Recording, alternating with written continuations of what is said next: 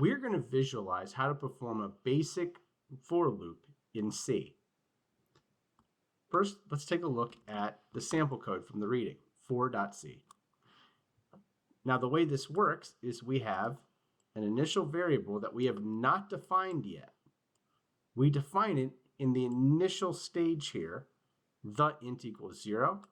And then we have our condition here in the middle, the int is less than or equal to 10. And then after every loop, we increment the int. Now, this is where a lot of students can get confused for the first time when they're programming in C. This is a semantic. It's a lot like learning a new language, because that's why we call it the C programming language. So it's a semantic difference that takes a little getting used to. So let's take a look at an animation where we go over this and see how this semantic actually works.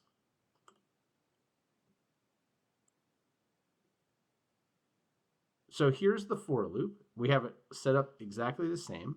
What we do is we take a look at the for loop, and the first thing we do is we set I equal to 4. Then we check to see if 4 is less than 6. It's not a do while loop. We have to check the condition first. Then, before we increment, we need to go in and execute everything. The important part of the semantic is that this is the very last step. So what we do is we print everything out. We say that it's 4. Then we increment. So now I is equal to 5. Now we go back to the conditional. 5 is less than 6. Since 5 is less than 6, we execute what's inside of our brace procedures. Once we do this, the last step is to increment I again. And now we get 6 is less than 6 is our condition. That evaluates to false. Therefore, we do not execute the fprintf statement, and then we leave the code.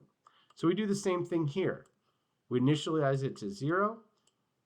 0 is less than 10. We perform the increment. It's going to be 1. 1 is less than 10. We print the statement. We increment it to 2. 2 is less than 10. We print the statement. We increment it to 3. 3 is less than 10. We print the statement. All the way until we get to that last step where the int is 9. We print the statement. We increment it. It becomes 10. 10 is less than or equal to 10. We print it. We increment it. And then we check. It evaluates as false.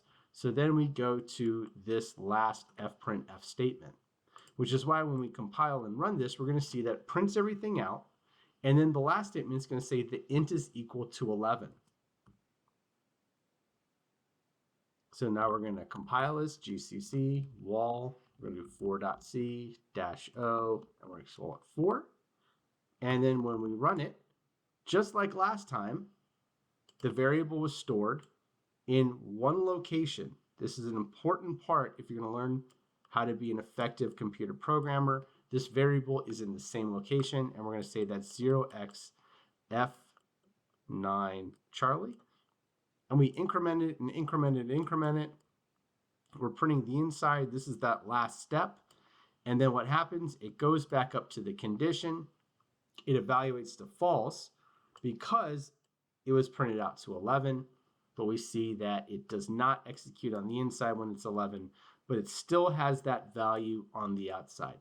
And when you use for loops or while loops, as we discussed in the previous video, it's really important to understand that it increments it that one last time when you're using this in an algorithmic approach.